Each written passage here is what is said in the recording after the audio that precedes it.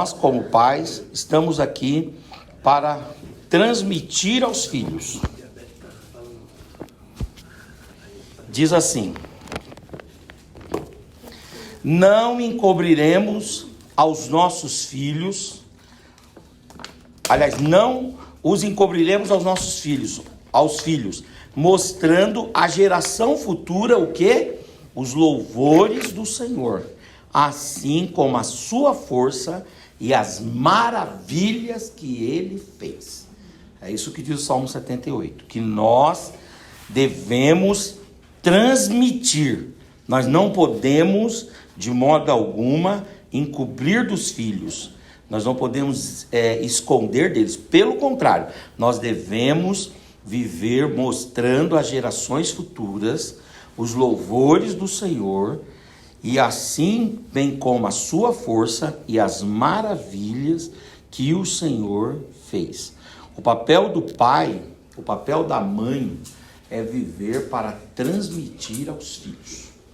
Traduzir, no direito a gente chama de traduzir, né? O traduzir no direito aqui não é interpretar, o traduzir é entregar, não é isso? Traduzir é uma expressão que a gente usa bastante, mas é transferir, é transmitir, é dar, é entregar. Alguém usou a palavra doação aí, né? A Michelle usou a palavra doação.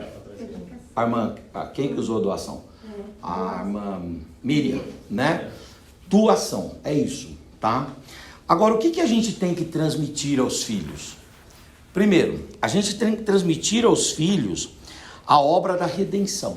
Isso nós precisamos transmitir aos filhos. O Heber tem que transmitir isso para Eloá. Não tem jeito, Heber.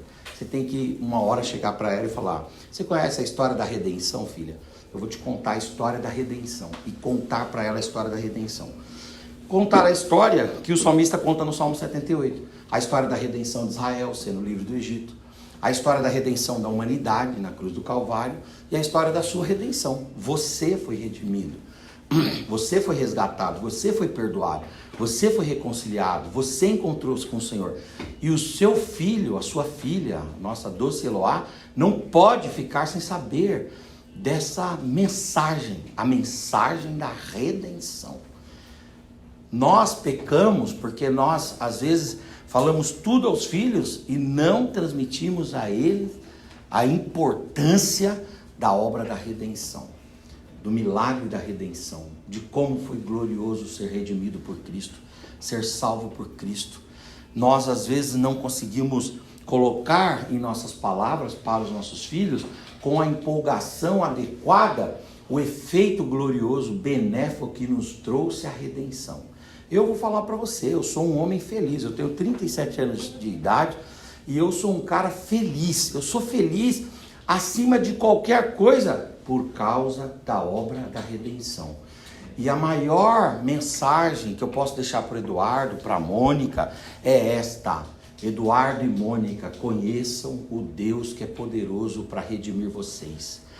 Se vocês estiverem em contato com esse Deus, se vocês participarem dessa redenção, tudo o mais será acrescido a vocês de forma muito tranquila, de forma muito pacífica. Nós precisamos transmitir a redenção para os nossos filhos. Amém, irmãos? Amém. Segunda coisa, nós precisamos transmitir para os nossos filhos a provisão. A provisão. Ô Binho, como é que é o nome da sua menina adolescente mesmo?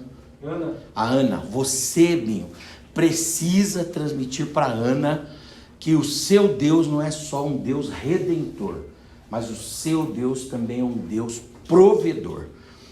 Igual o Salmo 78 faz, ele nos relembra as santas provisões de Deus.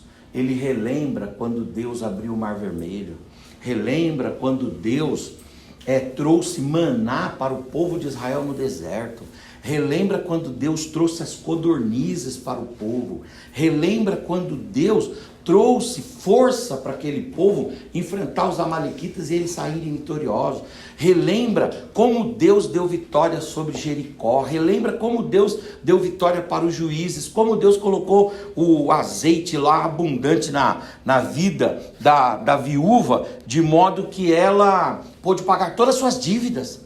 A gente precisa transmitir isso aos filhos, que o nosso Deus não é apenas um Deus que promove em nós a redenção, mas Ele também é um Deus que nos provê.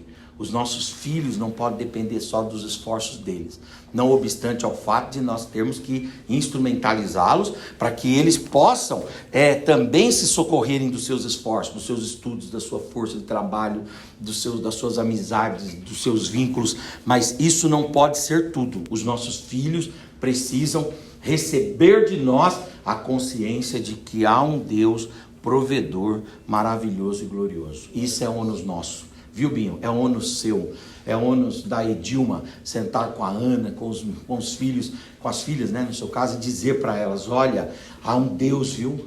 Eu tive já muitas experiências com Deus, e há um Deus que provê. Ele provê o necessário. Sai para enfrentar a vida, para estudar, para fazer o que você quiser, mas com essa consciência de que há um Deus provedor. Nós precisamos transmitir a redenção, nós precisamos transmitir a provisão, mas nós não podemos transmitir apenas isso, nós devemos transmitir também a indignação de Deus com o pecado. Deus se indigna com o pecado, e o Salmo 78, ele fala exatamente disso, de Deus insatisfeito com o pecado de Israel. E aí Deus, insatisfeito, ele elenca os pecados e depois fala dos sentimentos dele em relação a esses pecados e das justiças, ou da forma como a justiça dele será aplicada a Israel, deixando-nos uma lição que nós precisamos transmitir aos nossos filhos, que Deus, ele deseja que andemos em santidade, mas se andarmos na injustiça, se andarmos no pecado, o problema dos nossos filhos não serão apenas, eles não terão que resolver um problema conosco, eles vão resolver um problema antes com Deus. Isso é seu papel, viu, Elias, com o Raniel. Sentar com ele e falar: Raniel, há um Deus nos céus que redime, há um Deus que provê, mas há um Deus também que exige de nós uma vida pura, uma vida justa.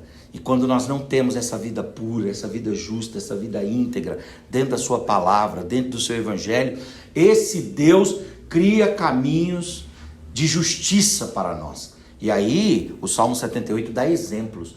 Deus matou toda a geração que saiu do Egito. Toda. Que tinha 20 anos para cima, Deus matou toda. Só sobraram 2 homens, que foram Josué e Caleb. 3 milhões de pessoas Deus matou durante 40 anos, e Deus disse: vocês não vão entrar na terra. Por quê? Porque vocês são murmuradores, vocês são ingratos, vocês são idólatras, vocês são prostitutos. Quando vocês sofrem a menor tentação, vocês descambam para a imoralidade e para a injustiça, e eu não vou permitir que vocês entrem no meu descanso, no meu repouso, naquilo que eu preparei para o meu povo, com essa cultura de vocês. Então Deus aplicou a justiça. Às vezes a gente, em nome do amor, poupa os nossos filhos da consciência de que o nosso Deus, ele é justo, e ele exige de nós que andemos em justiça. Não é promovermos temor nos nossos filhos, de jeito nenhum, mas promover neles a consciência de que o nosso Deus, de forma exigente, ele perscruta-nos, ele sonda-nos, ele vem atrás de nós e ele vê o que está certo e o que está errado. Então, quando está errado, não vai ter que prestar conta ao pai, à mãe, ao professor da escola dominical, não. Vai ter que ter um encontro com Deus. E aí, meu amigão, é você com Deus. A gente cria os filhos achando que a gente sempre vai poder salvá-los, ou vai poder dosar a penalidade que eles vão receber. E aí eles vão abusando dessa liberdade, e lá na frente eles fazem uma coisa que sai da nossa alçada. Não somos mais nós que temos autoridade, que temos poder, que temos alcance, nós não temos mais. Aí, quem é que está tratando com ele? É Deus. Então, ele tem que ser criado, ele tem que ser educado, ele tem que ser ensinado com essa consciência. Deus aqui está indignado com Israel, porque Deus fez tanto por Israel, e Israel é ingrato. Aí Deus fala, através do salmista, fala assim: contem as gerações futuras, digam aos filhos de vocês que eu sou um Deus que redime, que eu sou um Deus que provê, mas que eu sou um Deus que visito o pecado.